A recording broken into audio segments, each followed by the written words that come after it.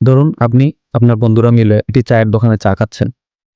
আপনাদের মধ্যে ব্যক্তিগত বিষয় নিয়ে আপনারা কথা বলছেন এবং সেই বিষয় নিয়ে হাসাহাসি করছেন। পাশ দিয়ে দুটো মেয়ে যাচ্ছিল, তারা আপনাদের হাসিকে নিজেদের গায়ে টেনে নিয়ে টিজিং মনে করে তারা তাদের বন্ধুকে ডেকে আনলো এবং সেই বন্ধু এসে আপনাদের সাথে বাকবিতণ্ডায় জড়িয়ে পড়ে এবং পরবর্তীতে মারামারি পর্যায়ে চলে যায় এবং ঝরে যায় একটি প্রাণ। ঠিক এমনই ঘটনা ঘটেছে প্রাইম এশিয়া ইউনিভার্সিটিতে।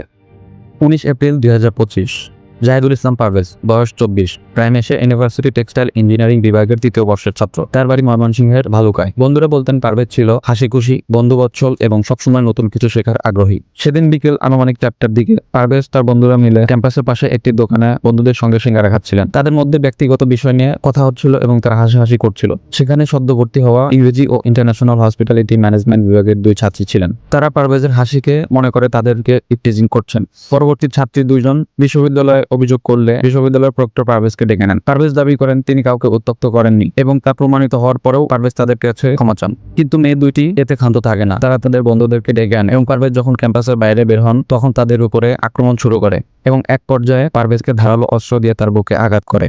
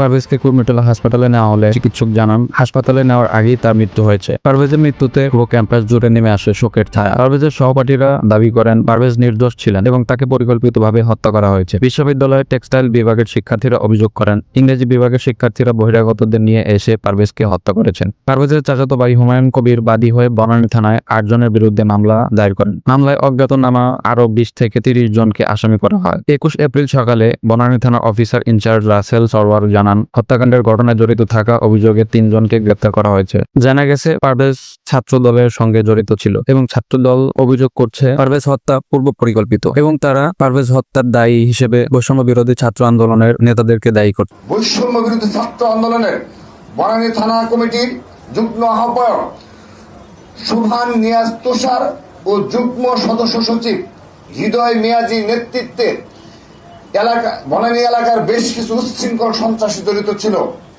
তারা ছুরি দিয়ে পারভেজের বুকের উপর আঘাত করে হত্যা করে।